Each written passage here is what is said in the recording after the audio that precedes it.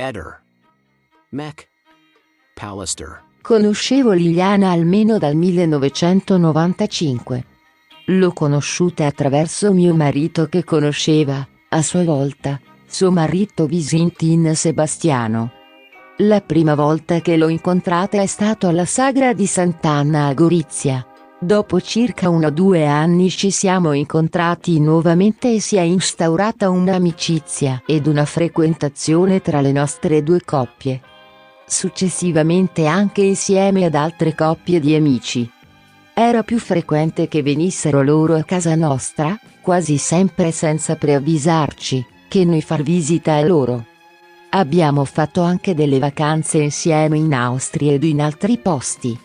L'ultima volta che siamo stati in vacanza insieme, anzi ci hanno raggiunto qualche giorno dopo, è stato a Levico, alle Terme, nel 2020. Liliana era dolce, poi riderata, mai aggressiva, mai l'ho sentita alzare la voce, riservatissima. A me il loro rapporto sembrava buono, non li ho mai visti discutere. Solo nell'ultimo periodo lo rimproverava, ma senza aggredirlo, perché Sebastiano non prendeva i farmaci per il cuore come avrebbe dovuto. Nel senso che aumentava le dosi o le diminuiva a suo piacimento o non prendeva proprio le medicine. Ma non li ho mai visti discutere animatamente. Liliana non mi ha mai detto di avere rapporti sentimentali con altri uomini. E di Claudio Sterpino ho sentito parlare la prima volta in televisione dopo quello che è successo a Liliana.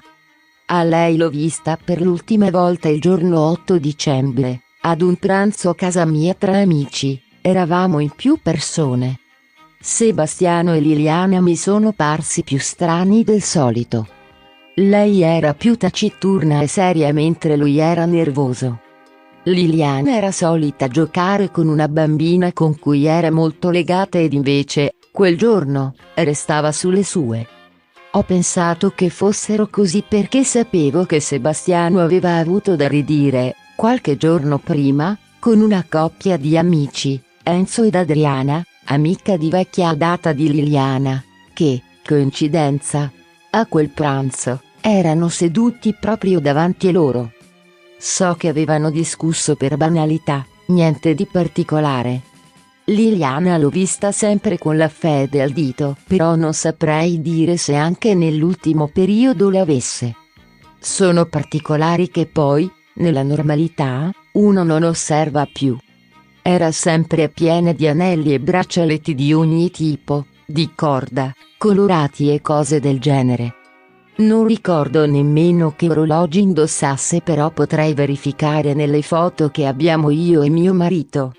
L'ho vista portare molte borse, che cambiava molto spesso. Non ricordo che borsetta avesse il giorno 8 dicembre.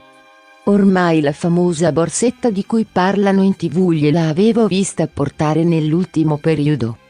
Altre volte l'avevo vista con una borsetta nera. Non mi risulta che avesse luoghi in cui nascondersi. Ho sentito dalla televisione che avrebbero voluto cambiare appartamento, ma io non lo sapevo.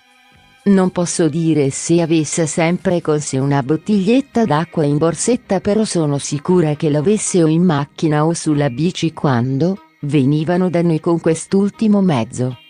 Era una di quelle bottigliette con beccuccio. Non mi ha mai detto di essersi fatta una depilazione definitiva.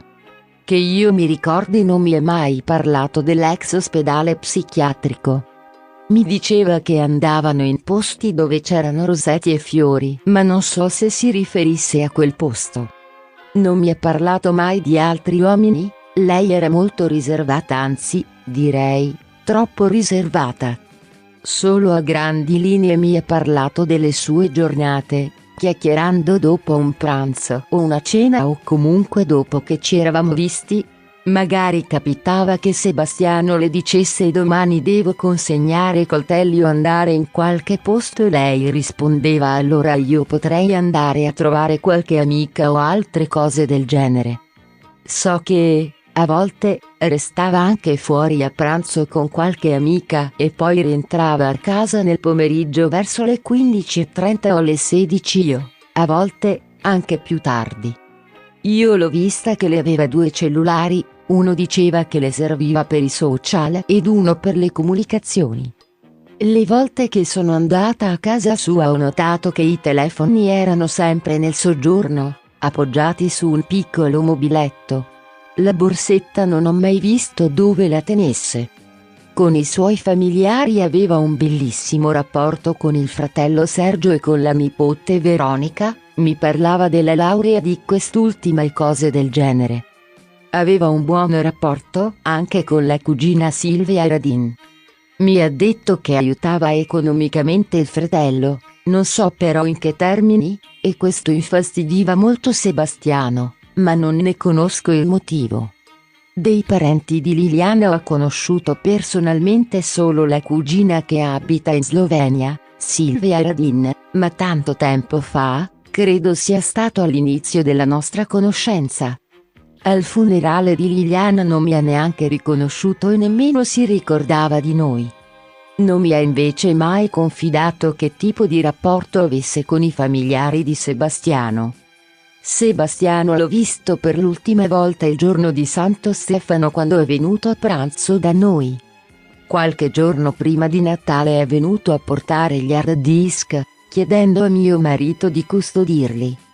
In precedenza era anche venuto il giorno 16 dicembre, chiedendoci di tenere una macchina fotografica che poi sarebbe venuta a ritirarla un nostro comune amico di nome Arturo. In quell'occasione ricordo che mi ha detto che avrebbe voluto portarci anche 20.000 euro da custodirli in cassaforte, ma io gli avevo risposto di no. Ricordo anche che, qualche giorno dopo, ha portato dei peluche raffiguranti dei topolini alla figlia di Arturo. Il giorno in cui è venuto a portarci la macchina fotografica, bevendo un caffè, gli ho anche chiesto dove pensasse che fosse finita Lilly e lui aveva risposto che lei si era suicidata. Io gli avevo risposto d'impulso, quasi arrabbiata, no Lilly no. A questa mia esternazione non aveva manifestato alcuna reazione, cosa, peraltro, che faceva sempre. Lui a me non ha mai detto niente anche perché la mia amicizia era con Lilly e non con lui. Lilly aveva un atteggiamento di remissione e servilismo nei suoi confronti. A titolo di esempio posso dire che un giorno Sebastiano aveva un laccio della scarpa slacciato e ha richiamato l'attenzione di Lilly, con un dito, indicando la scarpa.